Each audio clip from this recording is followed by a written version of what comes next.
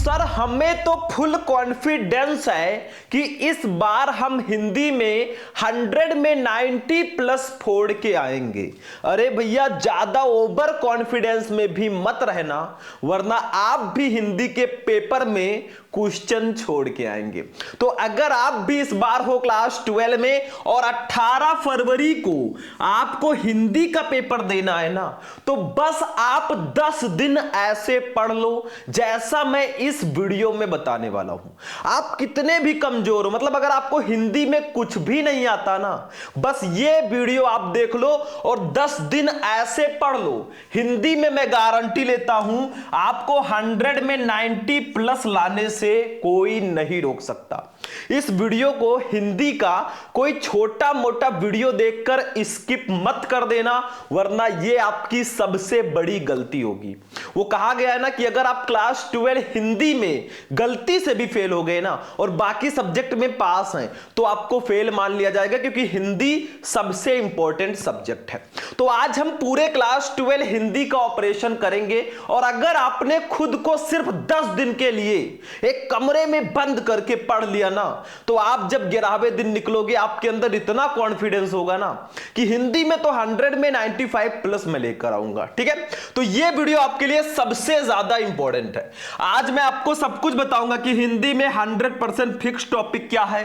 देखो, हिंदी का पेपर इसी वीडियो में जो क्वेश्चन बताऊंगा उसी क्वेश्चंस से बनेंगे, ये मेरी गारंटी। अगर नहीं बने ना तो आप वीडियो को डिसलाइक करके चैनल को अनसब्सक्राइब कर देना। जब आप एग्जाम देकर आना देख लेना, इन्हीं में से क्वेश्चंस आएंगे। दूसरी चीज, कुछ क्वेश्चन होते हैं ट्रिक वाले क्वेश्चन होते हैं, वो भी मैं इस वीडियो में बताऊंगा कि कुछ क्वेश्चन ऐसे भी होते हैं जो आपको पता नहीं होंगे, उसमें ट्रिक लगाना होगा, वो भी मैं आपको इस वीडियो में बताऊंगा। 50% फिक्स टॉपिक कौन से हैं वो भी मैं इस वीडियो में बताऊंगा, मतलब जिसके आने के चांसेस 50% है।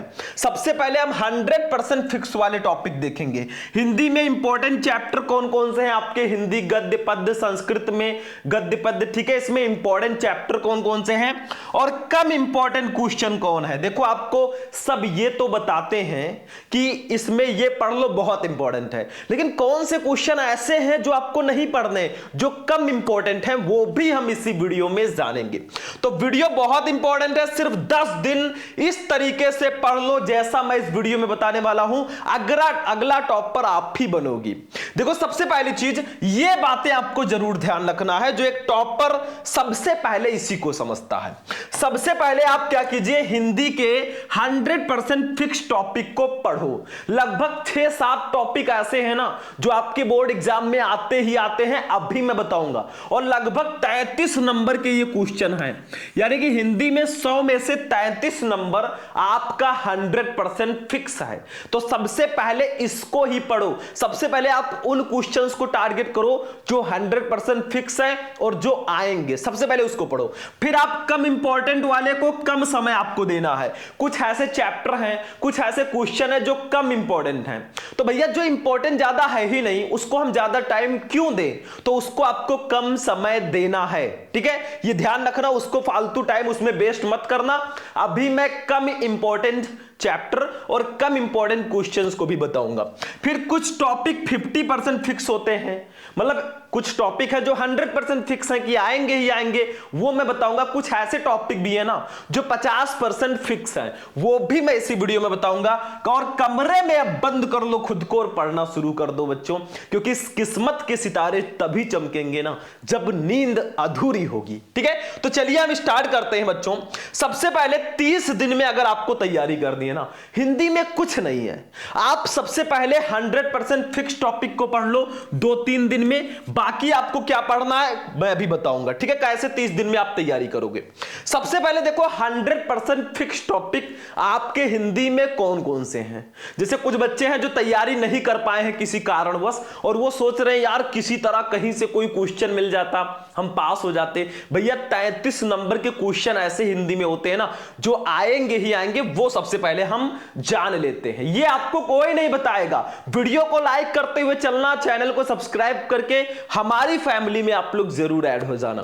तो सबसे पहले 100% फिक्स टॉपिक की बात करें तो लेखक का साहित्यिक परिचय 5 नंबर का आता है बच्चों, 100% फिक्स है। अभी मैं आगे आपको 3 लेखक बताऊंगा, वही 3 लेखक पढ़ लो, उसी में से आएंगे, ये मेरी गारंटी है।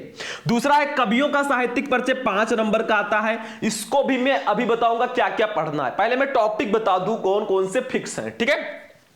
फिर आप कहानी पढ़ लो, 5 नंबर का आता है। फिर खंड काव्य पढ़ लो 5 नंबर, संस्कृत पद्यांश या श्लोक पढ़ लो 7 नंबर का ये आता है, ठीक है, 7 नंबर का। और फिर रस छंद अलंकार पढ़ लो 6 नंबर का। इतने टॉपिक 100% फिक्स है। अभी इसके बारे में हम बहुत विस्तार से चर्चा करेंगे। देखो आप लोग इतने टॉपिक पढ़ लो, 5 5 10 5 15 5 20 7 27 6 33 नंबर के जो टॉपिक है ना 100% फिक्स है। कोई भी टीचर ये बता सकता है जो हिंदी का है, ठीक है। और आप किसी भी बड़े से बड़े टीचर से जाकर पूछ लो कि जो शुभम सर बता रहे हैं इंपॉर्टेंट क्या ये है, वो भी कहेंगे हां, लेकिन इसको डीपली थोड़ा सा समझते हैं, ठीक है। ये देखो सबसे पहले 100% फिक्स टॉपिक की बात करें बच्चों ना, तो सबसे पहले हमारा आता है यहां पे लेखक का साहित्यिक परिचय, 5 नंबर का ये आता है। और 3 ऐसे लेखक हैं, बस इन 3 का पढ़ लो, फिर आप टेंशन फ्री होकर बैठ जाओ। इससे बाहर साहित्यिक परिचय आ ही नहीं सकता।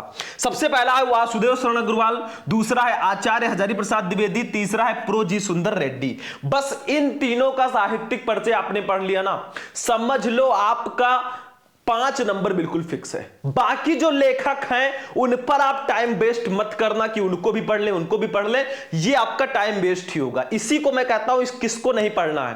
देखो 3 लेखक मैंने बता दिया, इन तीनों का साहित्यिक परिचय आप याद कर लो। बाकी के जो लेखक हैं ना उनका मत पढ़ना, वरना फालतू में जाएगा।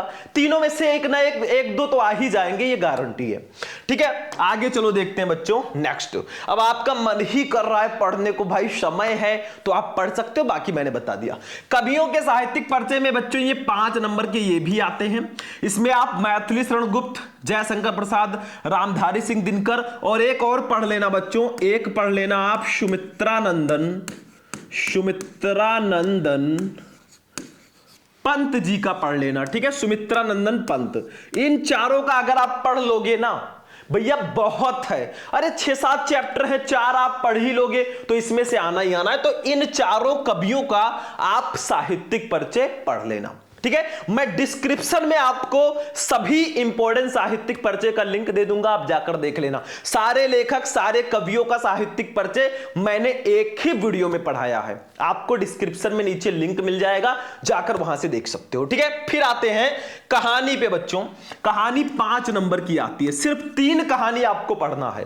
पंचलाइट, बहादुर, ध्रुव यात्रा, बस यही 3 कहानी पढ़ लो ना, 5 नंबर, ये आपका कोई काट ही नहीं सकता। ये तो 100 नहीं 110% फिक्स है, ठीक है। देखो आपको पंचलाइट, बहादुर, ध्रुव यात्रा तीनों कहानियों का उद्देश्य और सारांश पढ़ लेना है, वही बार बार बोर्ड एग्जाम में आते हैं। हमको हमारी बातों पर अगर यकीन नहीं है ना तो आप प्रीवियस ईयर पेपर उठाकर देख लो। जो मैं आपको बता रहा हूं ये मैं नहीं बता रहा हूं, ये रिकॉर्ड बोल रहे हैं। जो प्रीवियस ईयर पेपर्स मैंने एनालाइज करके देखे हैं ना, तब ये टॉपिक लेकर आया हूं, और ये रिकॉर्ड बोल रहे हैं कि ये सब इंपॉर्टेंट है। मैं नहीं बोल रहा हूं भाई, मैं तो आपको मार्गदर्शन आपका करा रहा हूं, रास्ता दिखा रहा हूं कि भाई ये सब जरूर पढ़ो पहले, फिर हम आगे के टॉपिक पढ़ेंगे, ठीक है। उसके बाद में देख लो बच्चों अगली चीज, खंड काव्य। देखो ये होता है बच्चों जिला वाइज, 5 नंबर का आता है। जैसे यूपी में कई जिले हैं, कुछ जिलों में मुक्त यज्ञ है, कुछ जिलों में सत्य की जीत, कुछ जिलों में रश्मि रथी, कुछ जिलों में आलोक वृत्त, कुछ जिलों में त्यागपति, कुछ जिलों में श्रवण कुमार।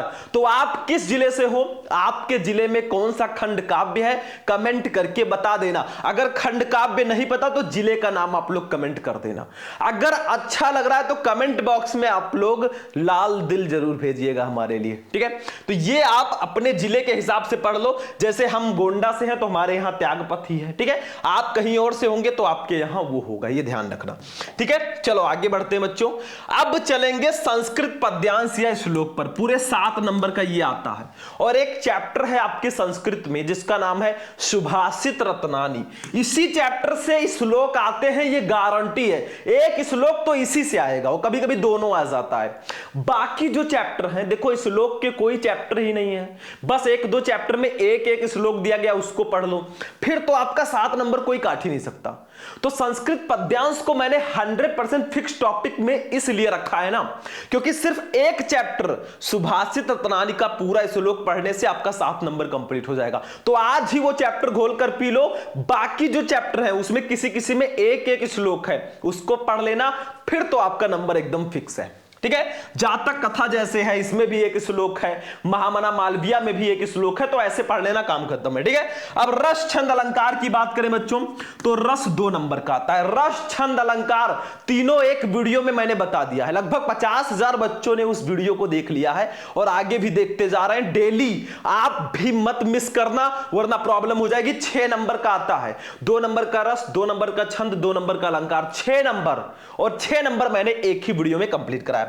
तो रस में आप श्रृंगार रस, हास्य रस, करुण रस, वीर रस पढ़ लो, ठीक है। छंद में आप पढ़ लो दोहा, सोरठा, चौपाई पढ़ लो। अलंकार में रूपक, यमक, अनुप्रास, उत्प्रेक्षा, उपमा, ये अलंकार पढ़ लो भैया, आपका नंबर फिक्स है। इसका पीडीएफ चाहिए तो आप लोग बस वीडियो को लाइक करना, कमेंट में पीडीएफ लिख देना, या फिर आप प्ले स्टोर से हमारा ऐप डाउनलोड कर लेना, शुभम लेक्चरर, ठीक है।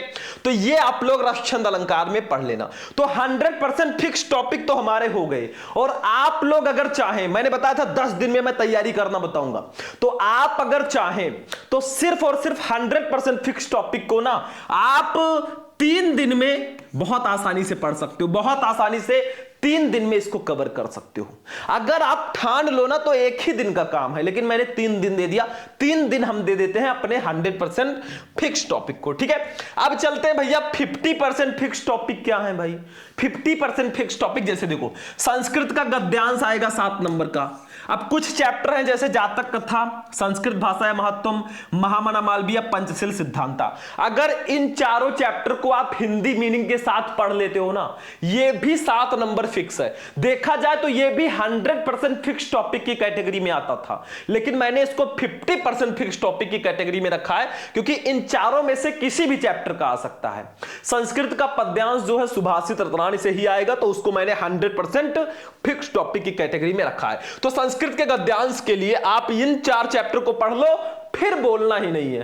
बाकी जो चैप्टर है छोड़ो, फालतू टाइम वेस्ट मत करना, ठीक है। चलो आगे बढ़ते हैं। नहीं विश्वास है तो प्रीवियस ईयर पेपर उठाकर देख लेना। महत्वपूर्ण गद्यांश की बात करें हिंदी में, तो देखो यहां पे मैं खंड का, खंड खा को एक साथ नहीं बता रहा हूं। मतलब हम सबसे पहले 100% फिक्स टॉपिक को पढ़ रहे हैं, फिर 50% फिक्स, ठीक है। अभी 30% फिक्स टॉपिक को भी पढ़ेंगे। तो महत्वपूर्ण गद्यांश 10 नंबर का आता है बच्चों। इसमें 3 चैप्टर पढ़ लो, राष्ट्र का स्वरूप, अशोक के फूल, भाषा और आधुनिकता, और एक पढ़ लेना निंदा रस। क्या? निंदा रस। ये 4 चैप्टर पढ़ लो भैया ना, आपका 10 नंबर कोई काट ही नहीं सकता, ठीक है। तो गद्यांश के लिए ये 4 चैप्टर हैं। आगे बढ़ो बच्चों। महत्वपूर्ण पद्यांश है हमारे हिंदी का 10 नंबर का आता है। इसके लिए आप पवन दूतिका, कैकेयी का अनुताप, श्रद्धा मनु, गीत महादेवी वर्मा जी का और नौका विहार, ये 5 चैप्टर पढ़ लो विथ हिंदी मीनिंग, आपका कोई काट ही नहीं सकता। संस्कृत गद्यांश, हिंदी के गद्यांश, पद्यांश, सब पर मैं वीडियो बना चुका हूं। सबका लिंक मैं डिस्क्रिप्शन में दे दूंगा, या आप सर्च करके भी देख सकते हो। बस टॉपिक का नाम लेना, पीछे शुभम लेक्चर लगा देना, वीडियो आपको मिल जाएगा, ठीक है। चलो आगे देखते हैं बच्चों। नेक्स्ट निबंध की बात करें तो आप 5 निबंध पढ़ लो। पर्यावरण प्रदूषण समस्या और समाधान, पूरे 9 नंबर का ये आता है, ठीक है। ये पढ़ लो। भारत में बेरोजगारी की समस्या, विज्ञान वरदान या अभिशाप, भारत में जनसंख्या वृद्धि की समस्या, आतंकवाद समस्या और समाधान। बस ये 5 निबंध पढ़ लो, काम खत्म है। निबंध पढ़ना या याद करना नहीं होता, निबंध हेडिंग डाल डाल के लिखना होता है। जितना अच्छे से आप हेडिंग डालोगे उतने अच्छे आपको नंबर मिलेंगे, ये मेरी गारंटी है। नहीं पता है निबंध कैसे लिखे तो आप लोग YouTube पे सर्च करो क्लास 12 हिंदी इंपॉर्टेंट निबंध शुभम लेक्चरर, आपको वीडियो मिल जाएगा। जाकर वो वीडियो देख लो भैया, 9 नंबर फिक्स है। मैंने 4 निबंध एक वीडियो में बताया है, यही 4 निबंध, ठीक है। यहां पे 5 है, तो ये आप निबंध लिखने का तरीका समझ लो, ये निबंध पढ़ लो, काम खत्म है, ठीक है। अब चलते हैं बच्चों 30% फिक्स टॉपिक पे। कुछ टॉपिक ऐसे हैं भैया जिनके आने के चांसेस, मतलब कहां से कौन सा क्वेश्चन दे दिया जाए किसी को नहीं पता है, ठीक है। तो देखो 30% फिक्स टॉपिक में हम सबसे पहले हमने रखा है पत्र लेखन को। किसको? पत्र लेखन को। यह हमारे बोर्ड परीक्षा में टोटल 6 नंबर का आता है। पत्र में आपको नियुक्ति आवेदन पत्र, बैंक में किसी व्यवसाय के लिए ऋण प्राप्त करने का आवेदन पत्र, अपने नगर या गांव की सफाई हेतु संबंधित अधिकारी को प्रार्थना पत्र, इस टाइप के लेटर आते हैं। पत्र को लिखते कैसे हैं, अगर ये आपको पता है ना, तो ये आपके लिए बहुत इजी हो जाएगा पत्र लेखन। मैंने आपको 5 पत्र हिंदी के एक वीडियो में बताया है। YouTube पे सर्च करना क्लास 12 हिंदी इंपॉर्टेंट पत्र शुभम लेक्चरर, आपको वो वीडियो मिल जाएगा, जाकर जरूर देख लेना, काम हो जाएगा, ये गारंटी है, ठीक है। 5 पत्र मैंने बता दिया है। फिर देखो हिंदी व्याकरण को भी मैंने 30% फिक्स के कैटेगरी में रखा है। देखो जैसे मुहावरे एवं लोकोक्तियां 2 नंबर, अपठित गद्यांश 5 नंबर, शब्द युग्म 2 नंबर, शब्द अर्थ 2 नंबर, अनेक शब्दों के लिए 1 शब्द 2 नंबर, वाक्य संशोधन 2 नंबर। ये जो क्वेश्चंस है ना, इनके कोई अता पता नहीं है भैया कौन सा क्वेश्चन दे दिया जाए। इसके लिए एक ही तरीका है, आप ज्यादा से ज्यादा क्वेश्चंस को पढ़ो, ज्यादा से ज्यादा प्रैक्टिस करो, बस। बाकी कोई भैया टानिक वानिक नहीं है कि मैं दे दूंगा आपको बस पास हो जाओगे, ठीक है। तो इनको ऐसे पढ़ो। इसमें जो अपठित गद्यांश है बच्चों ना, ये बहुत इजी होता है। आपको एक गद्यांश दिया जाएगा जो आपके चैप्टर में नहीं होगा, उसके नीचे 3 क्वेश्चन रहेंगे उसी गद्यांश से रिलेटेड, बस आपको आंसर ढूंढ ढूंढ कर लिखना है। ये बहुत आसान है, देखा जाए तो ये 100% फिक्स टॉपिक की कैटेगरी में रखना चाहिए था, लेकिन मैंने 30% में रखा है, इसलिए क्योंकि कहां से गद्यांश दे दिया जाए ये नहीं पता, ठीक है। तो ये आप ज्यादा से ज्यादा क्वेश्चन पढ़ो, काम हो जाएगा।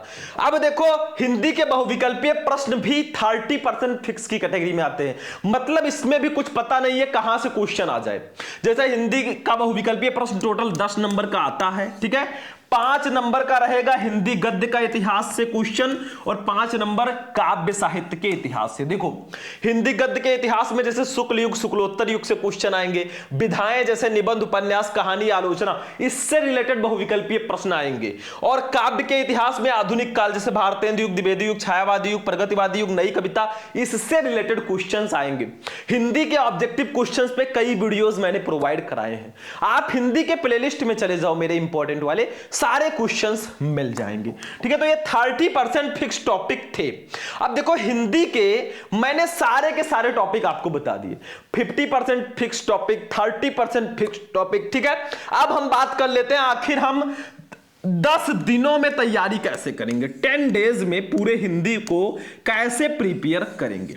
तो मैंने बताया बच्चों कि आप 3 दिन ले लीजिए 100% फिक्स टॉपिक को। देखो मैंने 3 टाइप के टॉपिक आपको बताए, एक बताया 100% फिक्स था, एक हमारा था 50% फिक्स, ठीक है, और एक हमारा था बच्चों 30% फिक्स टॉपिक, ठीक है, 30% फिक्स टॉपिक। तो आप एक काम करो, बहुत आसान तरीका मैं बता रहा हूं, 100% फिक्स टॉपिक को 3 दिन में पढ़ लो, 50% फिक्स टॉपिक को 4 दिन में पढ़ लो, और 30% फिक्स टॉपिक को 3 दिन में पढ़ लो। यानी कि कुल मिलाकर यहां पे आपकी 10 दिन में पूरी तैयारी कंप्लीट हो गई है।